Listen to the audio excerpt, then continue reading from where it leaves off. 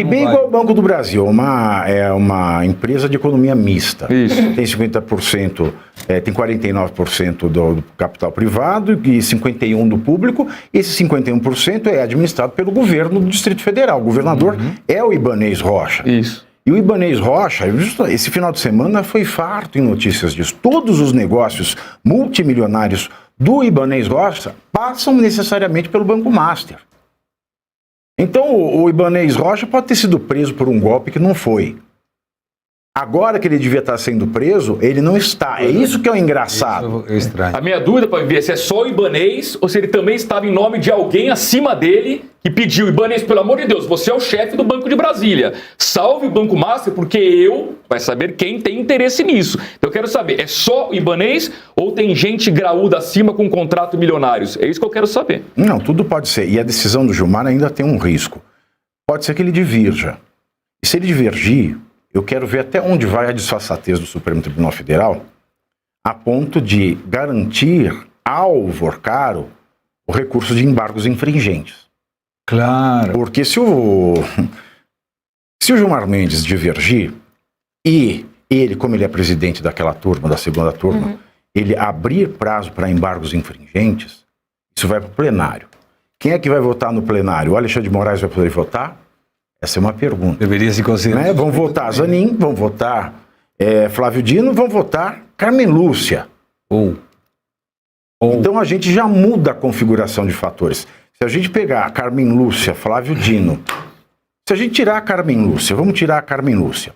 Nós temos Flávio Dino, Cristiano Zanin e Gilmar Mendes votando em um sentido. 3. Em outro nós já temos Mendonça, Fux e Cássio Conká. Outros 3. 3. A fiel da balança vai ser a Carmen Lúcia.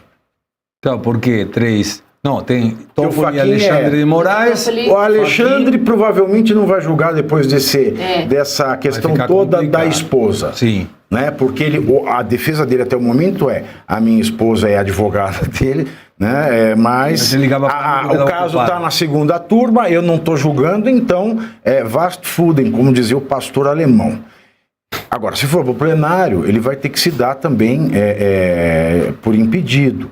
E a Carmen Lúcia vai se tornar o fiel da balança. Mas aí o Fachin não vota? O Fachin é presidente, ele vota no caso de empate. Então, a Carmen Lúcia seria o fiel da balança mesmo. Exato. Tem 3 e 3. Coisa linda. Agora, se o presidente votar, se o Fachin votar, no empate favorece-se o Vorcaro.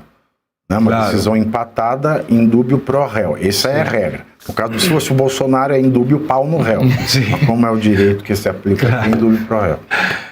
Após isso, o criminalista Pier Paolo Bottini deixou a defesa de Vorcaro e o empresário passará a ser representado pelo advogado José Luiz Oliveira Lima, conhecido como Juca. Nos bastidores, a mudança é vista como um movimento que pode abrir caminho para uma possível delação premiada no caso. Caso decida colaborar com as investigações, o banqueiro terá de apresentar provas materiais como documentos, gravações e registros que confirmam as informações fornecidas às autoridades. E vou contigo, professor. É muito atinado o que menciona Luiz Arthur, se tem os celulares, para que o resto? Mas deve ter muita documentação que não está nos celulares e, além do mais, a fortaleza de um comentário de alguém como Vorcaro dizendo: peraí, sabe que estava delatado aí, apagou o ministro? Eu tirei uma foto, eu sei o que estava aí. Ou ratificar o que a polícia descobrir. Você acha que compensa a delação mesmo com toda a informação no celular ou deixemos o Vorcaro na prisão? Não, sim, eu acho que compensa a delação e creio até que a estratégia utilizada pelo André Mendonça, eu posso estar totalmente enganado, não é nem para deixá-lo na prisão, é para levá-lo a solicitar uma delação premiada. A razão é simples, quando você pega um indivíduo que sai de uma condição social em que o Vorcaro alcançou, e quando a gente pega as mensagens do celular entre ele e a namorada dele, é bem típico de alguém que fez uma alavancagem, saiu de uma determinada condição e atingiu outra. É como se um cara fosse classe B+, ou classe A e entrasse para o AAA. A felicidade dele, nossa, quer dizer que ele estava ali também, ou seja, quem estava ali? Era o Alexandre de Moraes que ele estava conversando? Isso é coisa de alguém que está admirando pessoas que ele não consegue identificar como sendo parte dele, parte do meio dele. Ou seja, ele conseguiu alcançar um determinado status de ser AAA e ali ele caiu para a pior das condições. Então ele está angustiado. É duro realmente um indivíduo deixar de tomar Luiz XIII e ter que brindar com VAT 69. É uma dor típica da alma daqueles que são extremamente vaidosos, extremamente ambiciosos, extremamente arrogantes, ou que adquiriram uma determinada condição. Então, me parece que o que se quer é exatamente a delação. Onde que está a vantagem dessa delação? Eu concordo com o Arthur que ele tem que apresentar, porque faz parte, você tem que apresentar coisas que são novas e coisas que são comprováveis. Mas está nesse cenário também a comprovação de coisas que estariam no celular e ficariam apenas palavra contra palavra. Ele pode simplesmente dizer, isso que está falando aqui, alguém pode falar, não, isso é coisa papo furado, brincadeirinha ou conversa fiada de pessoas arrogantes e vaidosas. Ele vai dizer, não, mas eu tenho um documento, e o documento está aqui. Por qual razão? Porque, com certeza, ele está olhando para todos os demais e dizendo...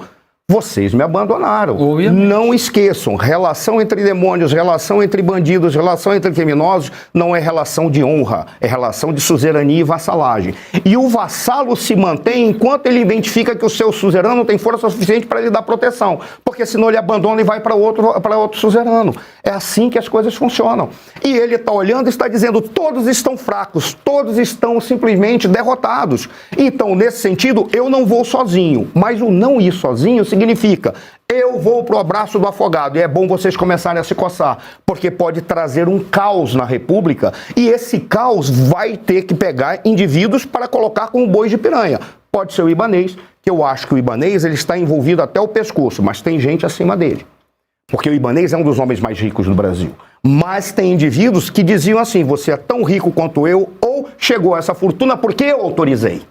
Essa é que é a grande questão. Ou seja, existe um grupo, uma confraria de indivíduos que estão ali usufruindo desses benefícios. E aí eu encerraria, quando o Pavinato trouxe aquela questão da disfarçatez do Gilmar Mendes, eu acredito que o Gilmar Mendes, inclusive eu tinha conversado com um outro advogado, ele tinha falado, é possível que ele aposte nos embargos. Só que tem um detalhe, e esse eu gostaria depois de voltar, que o Pavinato pudesse falar. Talvez a disfarçatez maior seja que quando tentaram pegar os embargos na primeira turma, qual foi a alegação que foi apresentada? Só teve um voto divergente. Para tanto é necessário 2. Ou seja, eles podem apostar até nesse ponto e fazerem de conta que nada do que eles fizeram na primeira turma tem validade também, o que cria um caos geral. O grande problema é... A verdade é que na primeira turma o Alexandre de Moraes ele transitou em julgado e ele sequer esperou o prazo. Porque até para ele dizer que vale a decisão de 2019, que para uma turma tem que ter 2 divergências e para o plenário tem que ter 4 divergências ao invés de uma só, a posição que ficou vencida nesse acórdão de 2019, que inventou essa regra esdrúxula, já não se sustenta mais. Porque os ministros que votaram por ela já não estão mais no STF na sua maioria. E os ministros que votaram contra, que disseram não para o regimento interno, basta um só voto divergente, seja no plenário, seja na turma, esse é o voto do Gilmar Mendes, do Alexandre de Moraes e do Toffoli, inclusive. Basta uma só divergência. Então, o Alexandre de Moraes é que matou essa tese, porque essa tese para o Gilmar desde sempre é basta uma só divergência. Veja que esse ensaio, tudo isso se torna uma jogada ensaiada entre uma turma e outra. Porque para o Gilmar as posições dele sempre foram no sentido de que basta uma divergência. Aí é que está a jogada. Esse é o ponto em que, quando, eu não sei se foi o Arthur ou o Pavinato que falaram assim, que falou, melhor dizendo, não, acerca do conhecimento jurídico. Eles não precisam mais de conhecimento jurídico. A grande questão é qual é o ensaio que é feito e qual é a estratégia que é montada para eles aplicarem. São capazes de jogar fora aquilo que o Alexandre de Moraes fez e são capazes de dizer o Alexandre de Moraes está errado. Sim, claro.